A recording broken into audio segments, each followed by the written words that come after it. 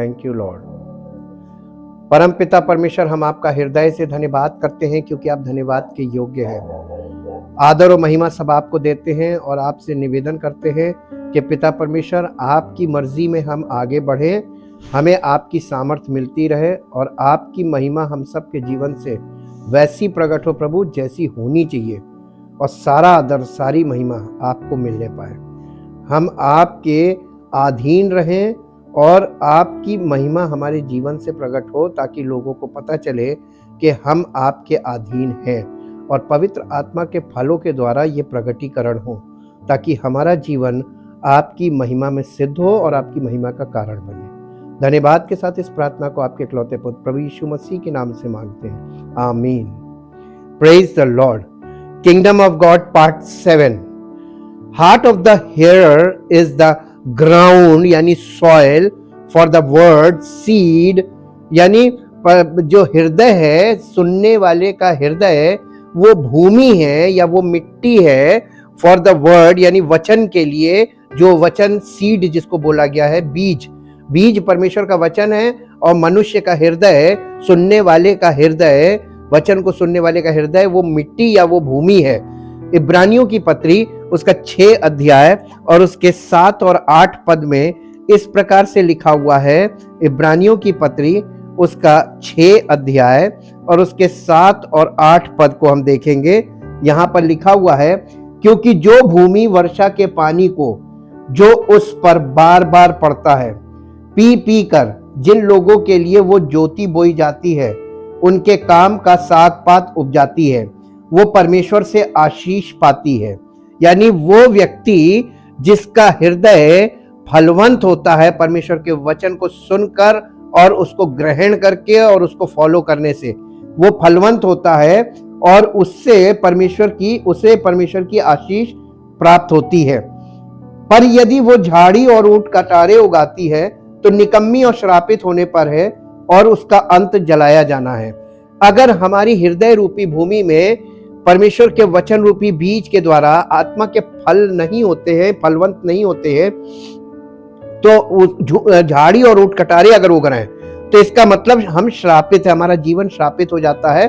और इसका कारण क्या है उस पर हम आज जाएंगे। बीज बोले जाने के दृष्टांत में यीशु मसीह ने ये कारण बताए हैं। उत्पत्ति की पुस्तक के 3 अध्याय में, उत्पत्ति के पुस्तक के 3 अध्याय में ये भूमि में से ऊंट कटारे कब उगना शुरू हुए। कांटेदार पेड़, कांटे किसी पेड़ में कभी थे ही नहीं जब परमेश्वर ने सृष्टि बनाई। ये अद्भुत चीज है। जब आप सृष्टि का अध्ययन परमेश्वर के वचन में करेंगे, जब उसने सृष्टि बनाई थी तो कोई कांटेदार पेड़ नहीं बनाया था। ये क्यों आया? 3 अध्याय और 3 अध्याय के 17 पद में लिखा हुआ है, और आदम से परमेश्वर ने कहा, तूने जो अपनी पत्नी की बात सुनी और जिस वृक्ष के फल के विषय में मैंने तुझे आज्ञा दी थी कि तू उसे ना खाना, उसको तूने खाया है, इसलिए भूमि तेरे कारण श्रापित है। जमीन को श्राप कैसे आया? मनुष्य की परमेश्वर की आज्ञा का उल्लंघन करने से। पहले मनुष्य ने जब परमेश्वर की आज्ञा का उल्लंघन किया, उसी समय जमीन श्रापित हो गई, भूमि श्रापित हो गई। अब भूमि 2 प्रकार से है वचन में। एक तो ये जमीन जहां हम खेती करते हैं और जहां हम घर बनाते हैं और जिस पे हम चलते फिरते, ये एक जमीन है। और दूसरा आत्मिक जमीन जो है, स्पिरिचुअल भूमि जो है, वो हमारा हृदय है। ये दोनों जमीन श्रापित होती है क्योंकि उसकी हृदय श्रापित हो गया, उसका हृदय गलत हो गया, वहां पर गलत चीजें वो एब्जॉर्ब करने लगा, गलत चीजें सोचने लगा, गलत चीजें करने लगा, इसलिए भूमि पे श्राप आ गया। उसको तूने खाया है, इस कारण भूमि श्रापित है, तेरे कारण भूमि श्रापित है। तू उसकी उपज जीवन भर दुख के साथ खाया करेगा और वो तेरे लिए कांटे और ऊंट कटारे उगाएगी और तू खेत की उपज खाएगा। यानी भूमि में कांटे और ऊंट कटारे कब उगना शुरू हुए? आफ्टर द फॉल, मानव के पतन के बाद। और इसीलिए इस पॉइंट को नए नियम में बहुत हाईलाइट किया गया है। और ये हमारी हृदय रूपी भूमि, यहाँ पर ऊंट कटारे जो पहले से हमारे स्वभाव में होते हैं, वही मसीह का वचन सुनने के बाद भी वो ऊंट कटारे अंदर रहते हैं, क्योंकि सही तरीके से अगर जुताई नहीं हुई है, यानी रिपेंटेंस, हमने सही तरीके से मन नहीं फिराया है, तो ये चीजें मिट्टी में रहती हैं।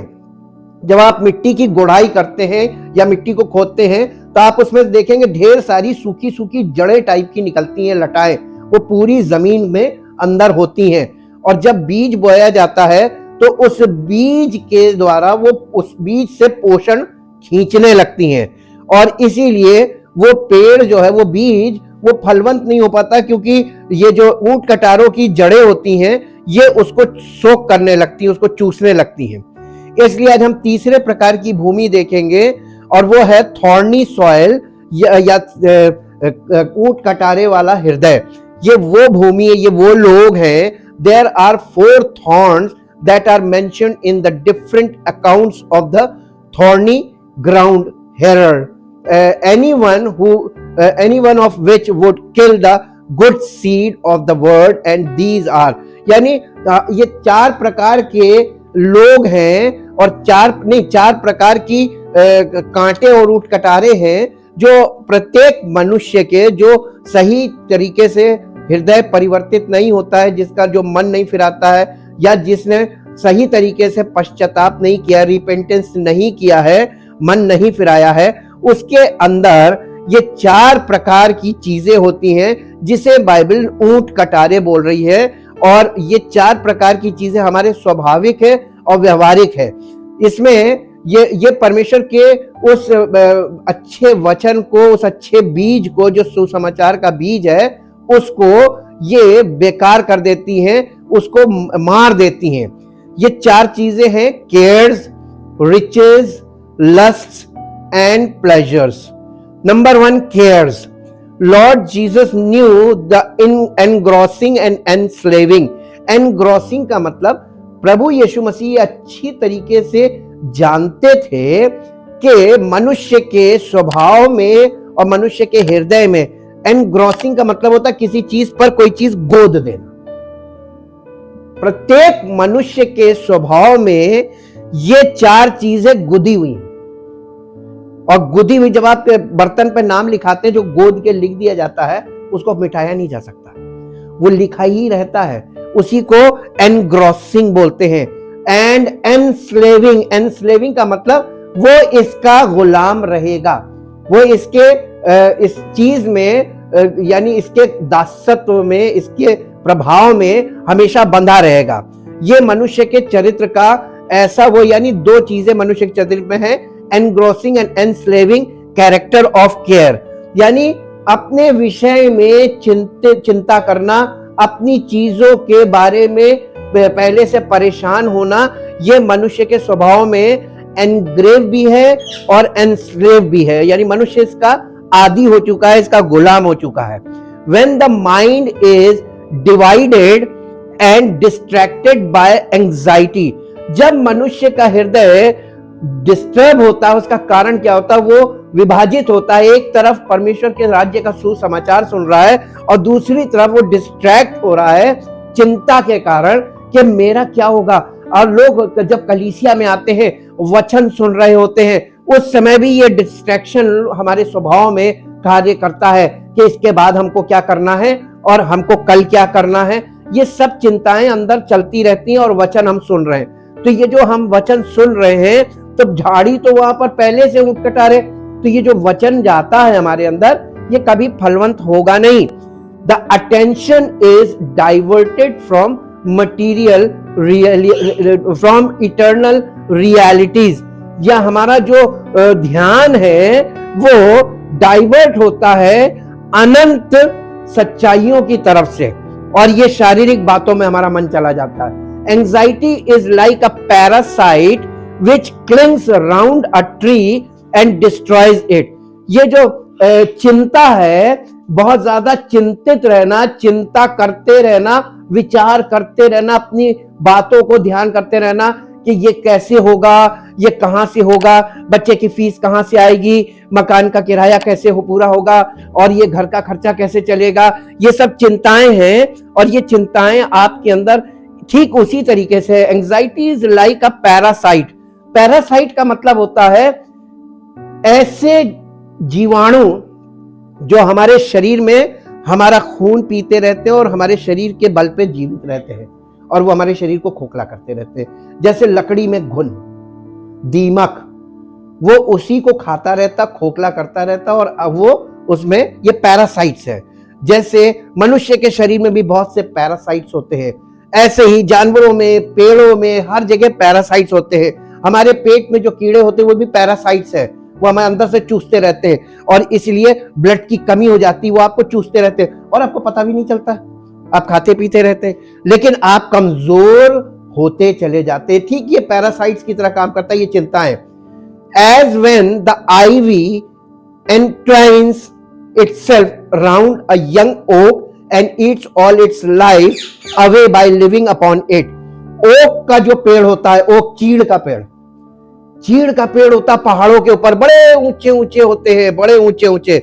लेकिन उन पेड़ों को आपने देखा होगा, अमर बेल देखी होगी आपने, जिसका एक टुकड़ा तोड़कर किसी पेड़ पे डाल दीजिए तो क्या होता है, वो पेड़ में पहले पूरा छा जाती है अमर बेल, उसकी कोई जड़ नहीं होती है, वो पूरे ऊपर से ही पेड़ को छाता, उसके अंदर कोई जड़ कभी होती नहीं अमर बेल की।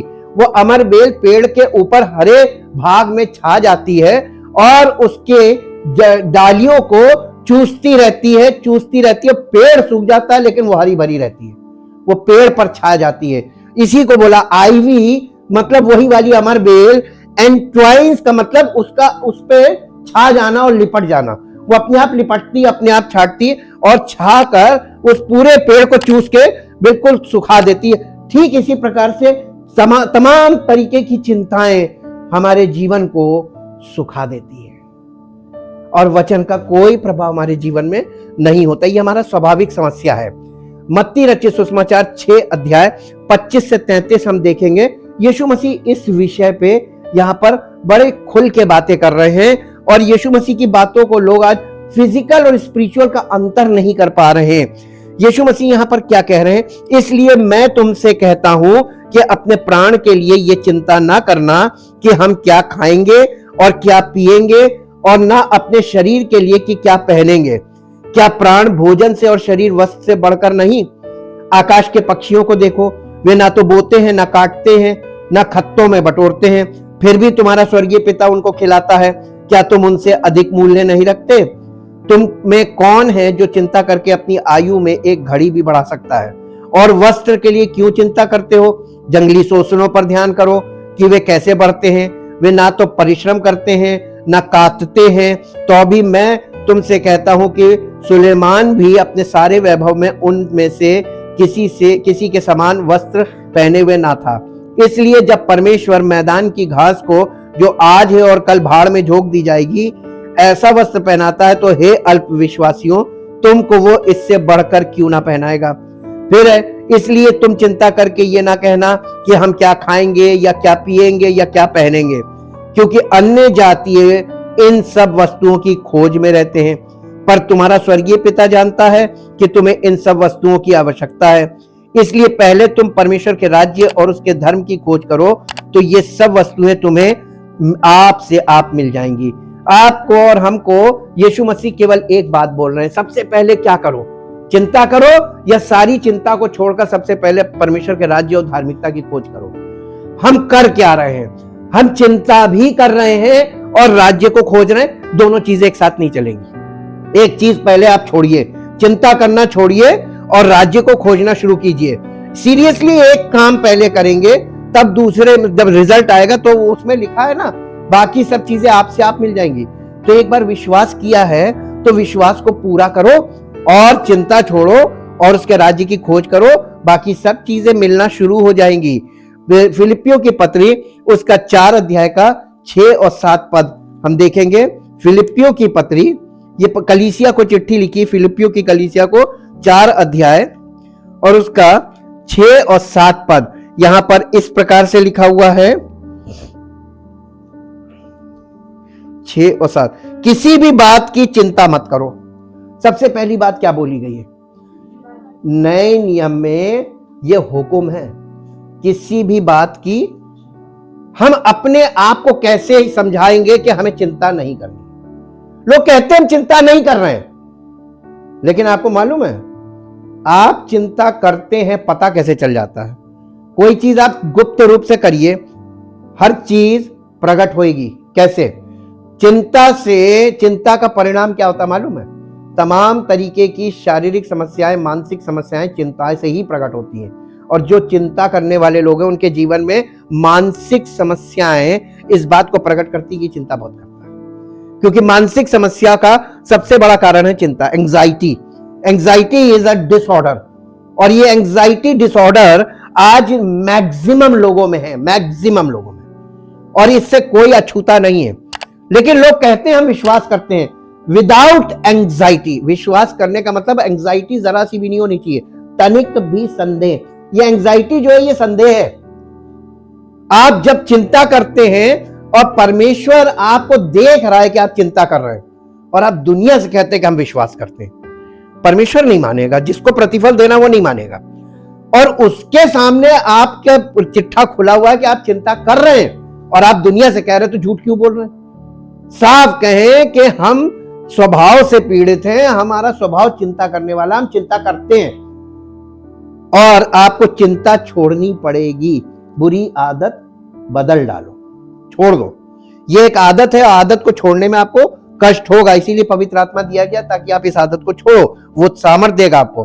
किसी भी बात की चिंता मत करो, परंतु हर एक बात में तुम्हारे निवेदन, प्रार्थना और विनती के द्वारा धन्यवाद के साथ परमेश्वर के सम्मुख उपस्थित किए जाए। तब परमेश्वर जो तब परमेश्वर की शांति जो सारी समझ से परे है, तुम्हारे हृदय और तुम्हारे विचारों को मसीह यीशु में सुरक्षित रखेगी। तब आप जब अपनी सारी चिंता परमेश्वर के साथ शेयर करते हैं तो विश्वास के साथ कीजिए कि प्रभु आप कर सकते हैं, और दूसरी बात आपकी मर्जी हो तो ऐसा हो। दोनों बातें, यानी आप इस बात को भी ग्रहण करके चलिए कि अगर उसकी मर्जी नहीं होगी तो करेगा नहीं। बाद में मालूम क्या होता है? पहले चिंता, बाद में डिप्रेशन। अगर नहीं हुआ, आपने चिंता कर रहे हैं और प्रार्थना कर रहे हैं, और उसके बाद नहीं हुआ तो डिप्रेशन। ये क्यों हो रहा है? क्योंकि आप उसके सामने जिद कर रहे हैं। बार बार प्रार्थना में एक ही बात बोलना जिद करना है, और हम परमेश्वर के साथ जिद करते हैं। और आपको मालूम है परमेश्वर के वचन में, आत्मिक जीवन में जिद जो है वो शारीरिक जीवन का हिस्सा है। ये पाप का कारण है। जिद पाप है, जिद नहीं करनी है। हमें आज्ञाकारी बालक बनना है, जैसे यीशु मसीह ने परमेश्वर से एक विनती की थी, हो सके तो ये प्याला मुझसे टल जाए, लेकिन मेरी नहीं। यह है आज्ञाकारी बालक। आज्ञाकारी बच्चे की तरह बोलिए, प्रभु अगर नहीं होगा तो हम समझ जाएंगे आपकी मर्जी नहीं है, ये नहीं होना चाहिए। हम उसे भी एक्सेप्ट करेंगे। एक्सेप्टेंस के साथ आपको ये मालूम होना चाहिए कि क्या चीज वो एक्सेप्ट करेगा और क्या चीज नहीं करेगा। और इसीलिए जब आप परमेश्वर के वचन को अच्छी तरीके से समझेंगे, परमेश्वर के स्वभाव को अच्छी तरीके से जानेंगे, तो आप वो बातें कभी प्रार्थना में नहीं बोलेंगे, जिद कभी नहीं करेंगे, जैसे कि सांसारिक लोग, शारीरिक लोग करते हैं। ये शारीरिक जीवन का बहुत बड़ा एक डिसऑर्डर है। फिर एक और पद हम देखेंगे, पहला पत्रस 5 अध्याय 7 पद। पहला पत्रस 5 अध्याय और उसका 7 पद। यहां पर इस प्रकार से लिखा हुआ है, 5 अध्याय और उसका 7 पद। अपनी सारी चिंता उसी पर डाल दो। परमेश्वर पे भरोसा रखो, अपनी सारी चिंता उसी पर डाल दो। इसका मतलब अपनी सारी चिंता को परमेश्वर के हाथ में दे दो। प्रभु आप, और लिखा है आगे, अपनी सारी चिंता उसी पर डाल दो क्योंकि उसको तुम्हारा ध्यान है। आपको शायद उसका ध्यान ना रहे, लेकिन वो हर समय आपका ध्यान रखता है। अगर आपने प्रभु यीशु मसीह को अपना उद्धारकर्ता स्वीकार किया है, आपने उस पर विश्वास किया है, तो मन फिराइए, उन चीजों से मन फिराइए जो अभी भी आपके स्वभाव में है, जो अभी भी आपके व्यवहार में है, जो अभी भी आपके हृदय में है, और पैरासाइट्स की तरह है। आपको पता नहीं चल रहा, आप आदी हैं, लेकिन आप परमेश्वर के वचन को जब सुने तो आपको यह बात मालूम होनी चाहिए कि हाँ, ये वाली कमी हमारे जीवन में है, और आप उससे मन फिराइए। देखिए परमेश्वर आपकी ऑलरेडी चिंता कर रहा है, उसको तुम्हारा ध्यान है, अपनी सारी चिंता उस पर डाल दो, वो आपकी जीवन रूपी नैया को डूबने नहीं देगा, वो बहुत सामर्थी है। नंबर 2 पॉइंट है रिचेस। रिचेस का मतलब होता है यानी सांसारिक धन और दौलत, रुपए पैसा, ये सब रिचेस है। Riches in themselves are not an evil. ये जो धन संपत्ति और पैसा ये अपने आप में इविल नहीं है, ये दुष्ट नहीं है, ये गलत चीज नहीं है, ये खराब चीज नहीं है। द इविल इज, बल्कि दुष्टता क्या है, व्हेन मनी इज लव्ड, जब हम पैसे से प्यार करने लगते हैं, ये दुष्टता है। पैसा दुष्टता नहीं है, धन दौलत दुष्टता नहीं है, लेकिन जो लोग इन चीजों से प्यार करने लगते हैं, इन पे भरोसा करने लगते हैं, इनको ईश्वर का दर्जा दे देते हैं कि इसके बिना हम कुछ नहीं, ये है पाप। ये पाप भी है और यही ईवल है। पहला तीमुथियुस 6 अध्याय उसके 10 पद में पौलुस ने तीमुथियुस को लिख के बताया, पहला तीमुथियुस और उसका 6 अध्याय और उसके 10 पद में लिखा है, क्योंकि रुपए का लोभ, रुपया नहीं, रुपए का लोभ सब प्रकार की बुराइयों की जड़ है, जिसे प्राप्त करने का प्रयत्न करते हुए बहुतों ने विश्वास से भटककर अपने आप को नाना प्रकार के दुखों से छलनी बना लिया है। जब कोई व्यक्ति लालची बन जाता है तो केवल उसका उद्देश्य और उसके मन के अंदर हर समय एक ही इच्छा होती है कि रुपए पैसे और इन चीजों को प्राप्त करना कैसे भी करके, और ये चीज उसको सब प्रकार की बुराइयों की जड़ बनकर उसके जीवन में काम करने लगती है। दूसरा तीमुथियुस 3 अध्याय और उसका 2 पद यहां पर इस प्रकार से लिखा हुआ है।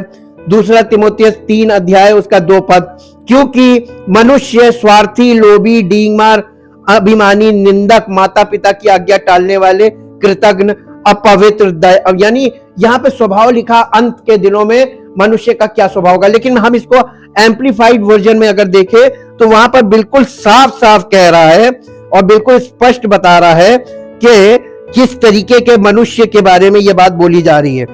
इसका 3 अध्याय और उसका 2 पद, for people will be lovers of self and self-centered, lovers of money, and aroused by an inordinate, greedy desire for wealth, proud and arrogant and contemptuous, boasters.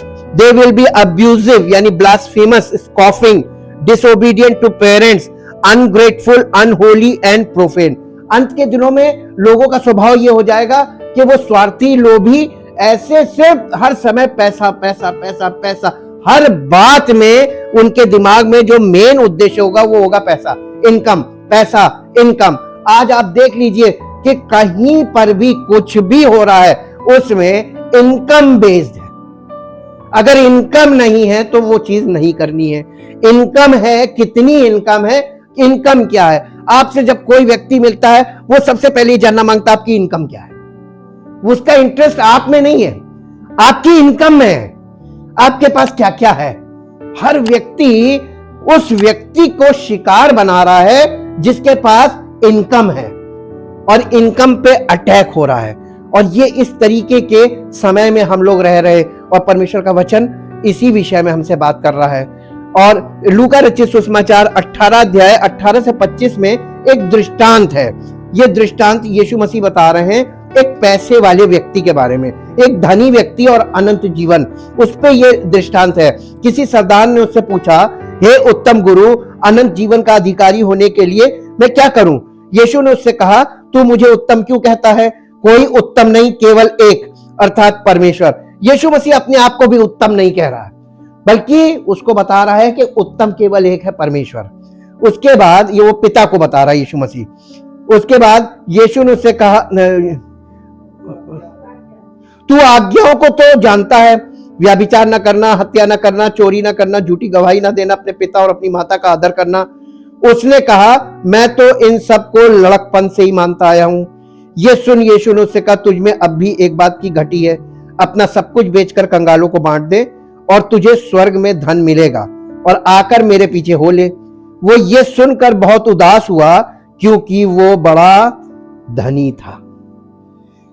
यीशु ने उसे देखकर कहा, धनवानों का परमेश्वर के राज्य में प्रवेश करना कितना कठिन है। जब यीशु मसीह ने देखा कि ये धन संपत्ति को नहीं छोड़ना मांगता है, अनंत जीवन तो इसको चाहिए लेकिन धन संपत्ति नहीं छोड़ना मांगता, तो यीशु मसीह ने वहां पे एक सिद्धांत बोला। यीशु ने उससे कहा, धनवानों का परमेश्वर के राज्य में प्रवेश कितना कठिन है। कठिन बोला, इम्पॉसिबल तो बोला नहीं है। कठिन क्यों है? क्योंकि वो धन से अपने आप को अलग नहीं कर पाते हैं और धन लालच। परमेश्वर के राज्य में धनवान के प्रवेश करने से ऊंट का सुई के नाके से निकल जाना सहज है। यानी एक असंभव काम बता रहा है कि ऊंट एक बार सुई के छिद्र से निकल सकता है, लेकिन धनवान परमेश्वर के राज्य में आ जाए। अब लोग ये कहते हैं कि धनवान परमेश्वर के राज्य में नहीं आ सकता। जी आ सकता है, बाइबल इस बात को बता रही है। अय्यूब बहुत धनवान व्यक्ति था, बाइबल इस बात का प्रमाण देती है। अब्राहम बहुत धनवान व्यक्ति था, बाइबल इस बात का प्रमाण देती है। और दाऊद राजा था और धनवान था, इस बाइबल इस बात का प्रमाण देती है। सुलेमान राजा भी था और धनी भी था, बाइबल इस बात का प्रमाण देती है। लेकिन धन का लोभ नहीं था उनमें।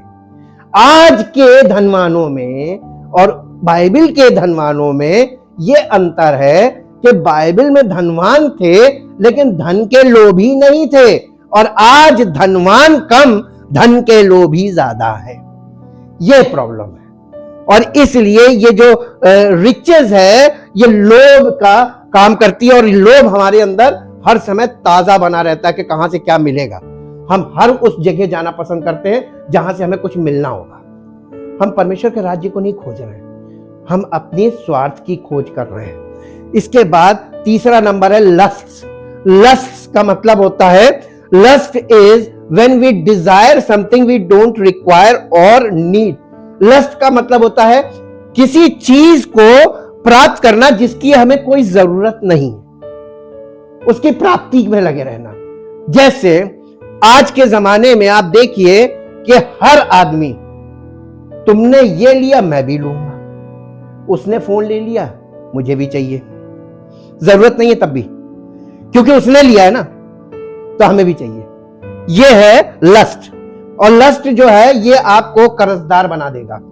लैस्चिवियसनेस, he was motivated more by lust than by love. हम प्रेम से कम प्रेरित होते हैं लेकिन लस्ट से बहुत जल्दी प्रेरित हो जाते हैं। लस्ट का मतलब होता है desire something we don't require. हमें बहुत सी चीजों की जरूरत नहीं है लेकिन हमें उसको प्राप्त करने की इच्छा है, यही है लस्ट। और लस्ट हमको बहुत बुरी दशा में पहुंचाता है। एन इंटेंस लॉन्गिंग, यानी किसी चीज के लिए अत्यंत, उसके लिए यानी भूखे प्यासे हो जाना उसके लिए कि नहीं ये चीज हमें चाहिए ही चाहिए, at any cost, by any hook और बाय एनी क्रुक, किसी भी कीमत पर मुझे ये चीज चाहिए। और ये जिद हो जाती है। लस्ट जो है यही जिद पैदा करती है।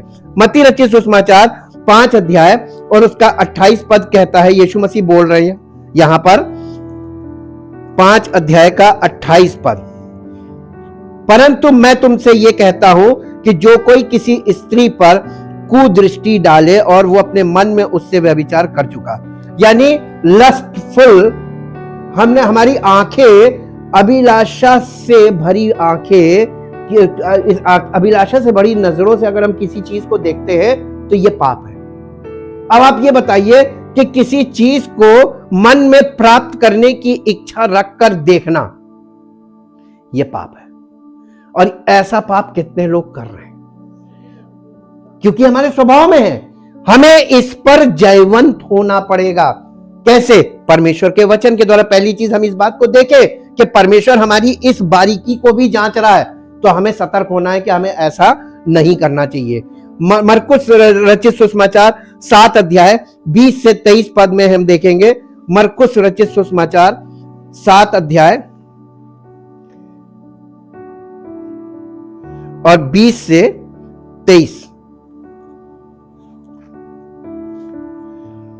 यहां पर इस प्रकार से लिखा हुआ है, फिर उसने कहा जो मनुष्य में से निकलता है वही मनुष्य को अशुद्ध करता है, क्योंकि भीतर से अर्थात मनुष्य के मन से बुरे बुरे विचार, व्यभिचार, चोरी, हत्या, परस्त्री गमन, लोभ, दुष्टता, छल, लुचपन, कुदृष्टि, निंदा, अभिमान और मूर्खता निकलती है। ये सब बुरी बातें भीतर ही से निकलती हैं और मनुष्य को अशुद्ध करती हैं। कहां से निकल रही हैं? मन से निकल रही हैं। और मन फिराने का काम 1 घंटे का या 1 मिनट का या 1 दिन का या 1 बार का नहीं है। आप जितना परमेश्वर के वचन में आगे बढ़ेंगे, आपको उतना मन फिराना पड़ेगा। ये लाइफ लॉन्ग प्रोसेस है। जब तक आप पूरी तरीके से अपने भीतरी मनुष्यत्व में से इन चीजों को निकाल नहीं चुकते हैं, तब तक। और पवित्र आत्मा के फल तभी आएंगे जब ये सब चीजें निकल जाएंगी। ये जमीन के अंदर है, हमारे हृदय रूपी भूमि के अंदर। पहला यूहन्ना 2 अध्याय और उसका 15 से 17 हम देखेंगे। पहला यूहन्ना 2 अध्याय उसका 15 से 17। यहां पर लिखा हुआ है, तुम ना तो संसार से ना संसार में की वस्तुओं से प्रेम रखो। यदि कोई संसार से प्रेम रखता है तो उसमें पिता का प्रेम नहीं है। क्योंकि जो कुछ संसार में अर्थात शरीर की अभिलाषा और आंखों की अभिलाषा और जीविका का घमंड, वो पिता की ओर से नहीं परंतु संसार ही की ओर से है। संसार और उसकी अभिलाषाएं दोनों मिटते जाते हैं, पर जो परमेश्वर की इच्छा पर चलता है वो सर्वदा बना रहेगा। अगर आप परमेश्वर की इच्छा पर चलेंगे, आप हरे भरे रहेंगे, सर्वदा बने रहेंगे और आप स्वस्थ रहेंगे, आप बिल्कुल सही रहेंगे। इसके बाद आता है चौथा पॉइंट, वो है प्लेजर। प्लेजर्स का मतलब भोग विलास। ये हर मनुष्य की इच्छाओं में है, ये उसकी इच्छा भावना है। भोग विलास। मनुष्य को पार्टी क्यों पसंद है? भोग विलास। मनुष्य हर उस जगह जाना पसंद करता है जहां उसको शारीरिक अभिलाषाओं को पूरा करने का, भोग विलास का मौका मिले। और इसी के लिए आज लोग जीविका जो उनके पास, जिनके पास नौकरियां हैं, वो तनख्वाह से संतुष्ट क्यों नहीं है? ऊपरी इनकम उनको क्यों चाहिए? भोग विलास। ये भोग विलास है। प्लेजर्स आपको करप्शन यानी फाइनेंशियल करप्शन की ओर जो ले जाता है वो है प्लेजर। और ये कहां है? मनुष्य के मन में। आप पूरी जनरेशन यानी सारे कर्मचारी हटा के और दूसरे कर्मचारी भर्ती कर लो, फिर भी ये करप्शन खत्म नहीं होगा। क्योंकि करप्शन है कहां? मनुष्य के मन में, अंदर से निकल रहा है और यहां से ओरिजिनेट होता जा रहा है और यहां से वो बढ़ रहा है। और हम लोग करप्शन को मारने के तरीके जो अपना रहे हैं वो गलत है। परमेश्वर का वचन हमारे अंदर जाता है और परमेश्वर हमसे इच्छा करता है, एक्सपेक्ट करता है कि हम इस करप्शन को अपने जीवन से खुद अलग करें। अपनी मर्जी को मारना यानी अपने जीवन में फिजिकली मरना है और परमेश्वर की मर्जी को एक्सेप्ट करना, नए जीवन में आगे बढ़ना है। मसीह में मरना और मसीह में जीना, ये आपको प्रतिदिन करना पड़ेगा। अपनी इच्छा को रोज मारो, अपनी शारीरिक इच्छा को रोज मारो और परमेश्वर की इच्छा को रोज अपने जीवन में अपनाओ। ये डेली प्रोसेस होना चाहिए। तब आप मसीही जीवन को जी पाएंगे और तब लोग आपको देखेंगे, कहेंगे वाकई में ये परमेश्वर का पुत्र है। ऐसे नहीं कि आपने दुआ कही और आप मसीही हो गए। ऐसे नहीं कि आपने उपवास करना शुरू कर लिया। आपने वो सब जो दुनिया में कर रहे, ये पापी लोग भी कर रहे हैं। फिजिकल एक्ट्स पापी लोग भी कर रहे हैं, उपवास पापी लोग भी रख रहे हैं, प्रार्थनाएं पापी लोग भी कर रहे हैं। लेकिन परमेश्वर के वचन को ग्रहण करने का मतलब है अपने जीवन से, अपने स्वभाव में काम करना वचन के आधार पे। इसके लिए हम देखेंगे कि pleasures, every person desire pleasures in life. हर व्यक्ति की ये इच्छा, अभिलाषा है और ये परमेश्वर के वचन में लिखा भी है। इफिसियों की पत्री 2 अध्याय उसका 2 और 3 पद यहां पर इस प्रकार से लिखा हुआ है। इफिसियों की पत्री 2 अध्याय उसका 2, जिनमें तुम पहले, ये कलीसिया को चिट्ठी लिखी है और कलीसिया के लोगों से कह रहा है, जिनमें तुम पहले संसार की रीति पर और आकाश के अधिकार के हाकिम अर्थात उस आत्मा के अनुसार चलते थे जो अब भी आज्ञा न मानने वालों में कार्य करता है। इनमें हम भी सब के सब पहले अपने शरीर की लालसाओं में दिन बिताते थे और शरीर और मन की इच्छाएं पूरी करते थे और अन्य लोगों के समान स्वभाव ही से क्रोध की संतान थे। हम सब के सब आज भी, और जो कलीसिया में नहीं है वो तो और ज्यादा, जो कलीसिया में उनकी हालत बताई गई, ये सब थे। और ये इसमें से बहुत कम लोग छूट पाते हैं जो चाहते हैं वो। 2 तिमोथियस 3 अध्याय उसका 4 पद, दूसरा तीमुथियुस 3 अध्याय और उसके 4 पद में इस प्रकार से लिखा हुआ है, विश्वासघाती, ढीठ, घमंडी और परमेश्वर के नहीं वरन सुख विलास ही के चाहने वाले होंगे। यानी अंत के दिनों में, आज के दिनों में लोग कैसे होंगे, यह भी बाइबल बता रही है। परमेश्वर के नहीं परंतु सुख विलास ही के चाहने वाले होंगे, प्लेजर्स को ढूंढेंगे और जहां एंटरटेनमेंट उनको मिलेगा वहां वो जाएंगे। इसलिए बहुत सी कलीसियाएं लोगों के एंटरटेनमेंट का काम कर रही हैं कि किसी तरीके से लोग आए, एंटरटेनमेंट, वचन को महत्व ना देना, उनको अपने अंदर आप ऐसी ऐसी एक्टिविटीज कीजिए कि लोग आए, उनको अट्रैक्ट करने के लिए। पहला पत्रस 4 अध्याय उसका 1 से 3 पद, पहला पत्रस 4 अध्याय और 1 से 3 हम पढ़ेंगे। यहां लिखा है, इसलिए परिवर्तित जीवन, इसलिए जबकि मसीह ने शरीर में होकर दुख उठाया तो तुम भी उसी मनसा को हथियार के समान धारण करो, क्योंकि जिसने शरीर में दुख उठाया वो पाप से छूट गया, ताकि भविष्य में अपना शेष शारीरिक जीवन मनुष्यों की अभिलाषाओं के अनुसार नहीं वरन परमेश्वर की इच्छा के अनुसार व्यतीत करें। क्योंकि अन्य जातियों की इच्छा के अनुसार काम करने और लुचपन की बुरी अभिलाषाओं, मतवालापन, लीला क्रीड़ा, पियक्कड़पन और घृणित मूर्ति पूजा में जहां तक हमने पहले समय गंवाया वही बहुत हुआ। इससे वे अचंबा करते हैं कि तुम ऐसे भारी लुचपन में उनका साथ नहीं देते और इसलिए वे बुरा भला कहते हैं। जब कोई व्यक्ति परमेश्वर के वचन के अनुसार जीवन व्यतीत करने लगता है ना, तो उसके अन्य जातियों में से, तो अन्य जाति के बाकी लोग उसको बुरा भला क्यों कहते हैं? अब वो उनके साथ लुचपन में साथ नहीं दे रहा है, अब वो जो वो कर रहे हैं उसमें साथ नहीं दे रहा, उनके साथ शामिल नहीं हो रहा, इसलिए वो उसको बुरा भला कहते हैं। तो हमें बुरा भला सुनने के लिए तैयार रहना चाहिए या हम उनके दबाव में आ जाए? तो ये तो परमेश्वर का वचन पहले से आपको बता रहा है कि ये तुम्हारा होगा विरोध। विरोध का मतलब कि तुम उनके साथ क्यों नहीं कर रहे हो। याकूब की पत्री 4 अध्याय उसका 3 पद, याकूब की पत्री 4 अध्याय और 3 पद, यहां पर इस प्रकार से लिखा हुआ है, 3 अध्याय 4 अध्याय का 3 पद, 4 अध्याय उसका 3 पद, तुम मांगते हो पर और पाते नहीं, इसलिए कि बुरी इच्छा से मांगते हो ताकि अपने भोग विलास में उड़ा दो। यानी आज लोग प्रार्थना में परमेश्वर से धन मांग रहे हैं, तमाम चीजें मांग रहे हैं। क्यों मांग रहे हैं? परमेश्वर देने वाला आपकी प्रार्थना नहीं सुन रहा, वो आपके हृदय को देख रहा है। अगर आपका मन परमेश्वर के राज्य में नहीं लगता, आप परमेश्वर से प्रेम नहीं करते, आप परमेश्वर से संबंध नहीं है, आप कलीसिया में रोपे नहीं गए हैं, आप स्थिर नहीं हैं, आप रेगुलर नहीं हैं और आप प्रार्थना कर रहे हैं, उससे कुछ मांग रहे हैं, तो वो देगा नहीं, क्योंकि उसको मालूम है कि जो कलीसिया में हिस्सा नहीं बना वो भोग विलास में उड़ाने के लिए मांग रहा है। हालेलुया। परमेश्वर के राज्य में अगर आप अपना धन देते हैं तब परमेश्वर आपको प्रसन्न मालूम क्यों होता है? क्योंकि उसके राज्य में आपने दिया और उसके राज्य की बढ़ती होगी तो आपकी उन्नति होगी। इसलिए गिविंग का भी एक मैसेज है।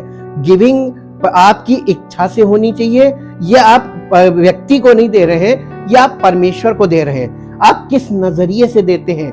आप किसी व्यक्ति को दे रहे हैं तो आपको कभी कुछ नहीं मिलेगा, परमेश्वर से तो कुछ नहीं मिलेगा। लेकिन अगर आप परमेश्वर को दे रहे हैं तो परमेश्वर कभी किसी का कर्जदार नहीं है, वो आपको ब्लेस करता है और पहले ब्लेस करता है फिर आप देते हैं।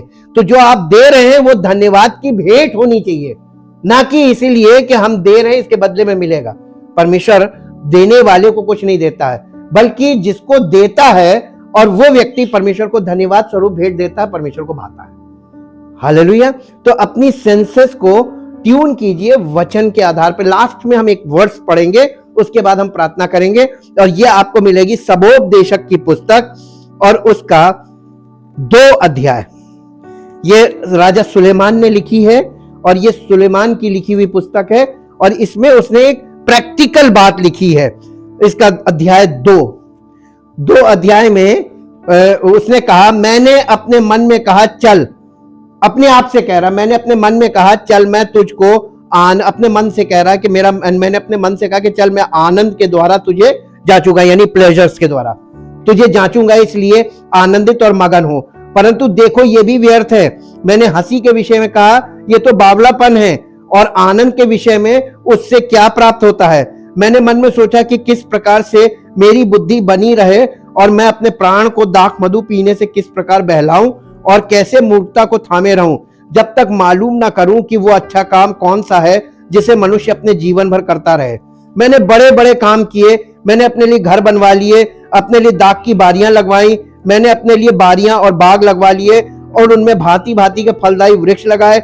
मैंने अपने लिए कुंड खुदवा लिए, उनसे वो वन सींचा जाए जिसमें पौधे लगाए जाते हैं। मैंने दास और दासियां मोल ली, मेरे घर में दास भी उत्पन्न हुए, जितने मुझसे पहले यरूशलेम में थे उनसे कहीं अधिक गाय बैल और भेड़ बकरियों का मैं स्वामी था।